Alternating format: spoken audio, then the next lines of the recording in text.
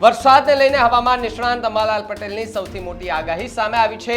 હવામાન વિભાગે 29 જુલાઈ સુધીની આગાહી કરી છે।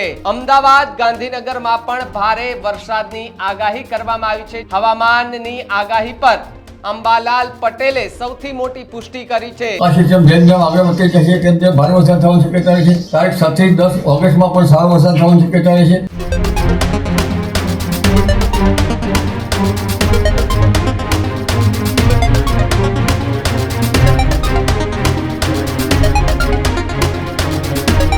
નમસ્કાર, આપ જોઈ રહ્યા છો ન્યૂઝરૂમ અને આપની સાથે હું છું ભાવિક। ગુજરાતમાં વરસાદી માહોલ જામ્યો છે।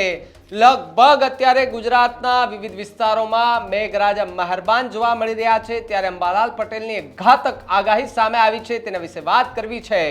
વરસાદને લઈને હવામાન નિષ્ણાંત અંબાલાલ પટેલની સૌથી મોટી આગાહી સામે આવી છે। હવામાન વિભાગે 29 જુલાઈ સુધીની આગાહી કરી છે।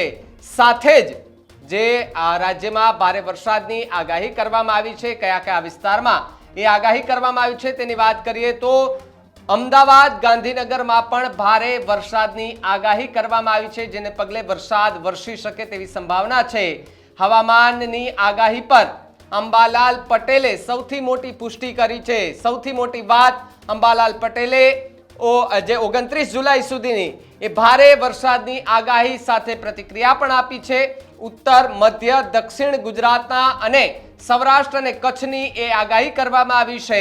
ભારે વરસાદની અંબાલાલ પટેલની એ આગાહી સાંભળી અને તમે પણ કહેશો કે આટલો બધો વરસાદ થઈ શકે તેવી સંભાવના છે। સાથે જ બંગાળની ખાડીમાં સર્જાયેલ સિસ્ટમના કારણે વરસાદ પડે તેવી સંભાવનાઓ જોવા મળી રહી છે। સાયક્લોનિક સર્ક્યુલેશન અને અન્ય સિસ્ટમના કારણે વરસાદી માહોલ જામશે તેવી પણ વાત સામે આવી રહી છે।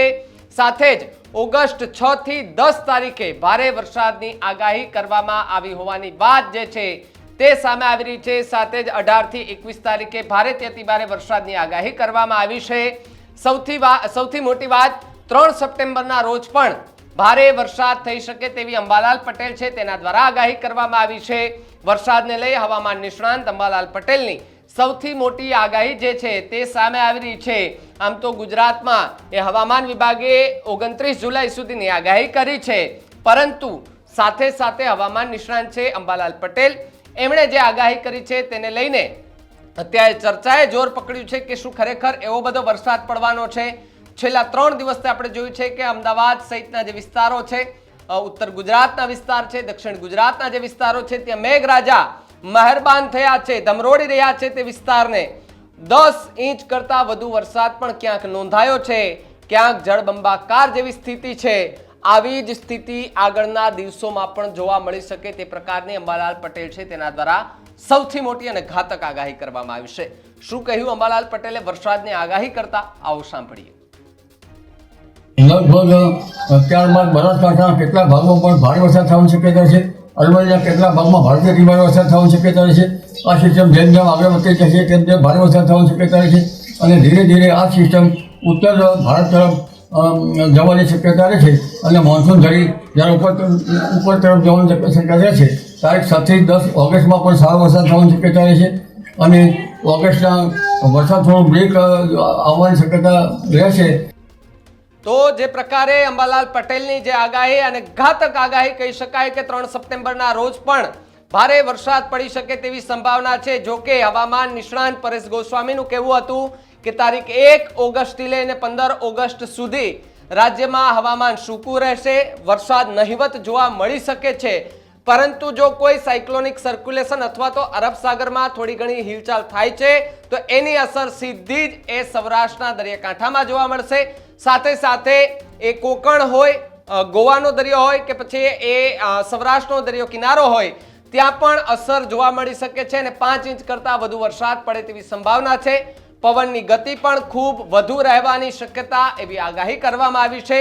29 જુલાઈ સુધીની એ જે આગાહી કરી છે તે આગાહી પ્રમાણે ગુજરાતમાં વાતાવરણ અત્યારે ડમડોળ બની ચૂક્યું છે। ઉત્તર મધ્ય દક્ષિણ ગુજરાત અને સૌરાષ્ટ્રને કચ્છની સાથે સાથે આખા ગુજરાતની આગાહી કરવામાં આવી છે। જો કે આજના દિવસ માટે અમદાવાદ સહિતના વિસ્તારોમાં રેડ એલર્ટ જાહેર કરાયું હતું, જેને પગલે ધીમી ધારે ક્યાંક વરસાદ, તો બીજી તરફ પૂર્વનો જે વિસ્તાર છે અમદાવાદમાં ત્યાં ભારે વરસાદ પડ્યો છે, જેના કારણે નીચાણવાળા જે વિસ્તારો છે તેમાં પાણી ભરાયાના દ્રશ્યો પણ સામે આવ્યા હતા. સાથે સાથે હજુ પણ આ જ પ્રકારનો વરસાદ છેલ્લા 3 દિવસમાં પડી શકે તે પ્રકારની આગાહી હવામાન નિષ્ણાંતો કરી રહ્યા છે. જળબંબાકારની સ્થિતિ સર્જાય તેવી પણ વાત જે છે તે હવામાન વિભાગ, હવામાન નિષ્ણાંત કરી રહ્યું છે. આગળની આગાહી કયા પ્રકારની હશે તે તમને સચોટ માહિતી તમારા સુધી પહોંચાડતા રહીશું. પણ એ પહેલા તમે અમારી ચેનલને સબસ્ક્રાઇબ ન કરી હોય તો અમારી ચેનલને સબસ્ક્રાઇબ કરી લેજો અને ખાસ તમારા વિસ્તારમાં કેવો છે વરસાદ કમેન્ટ બોક્સમાં ખાસ લખજો. મને આપો રજા ને આપ જોતા રહેજો ન્યૂઝરૂમ ગુજરાત. નમસ્કાર.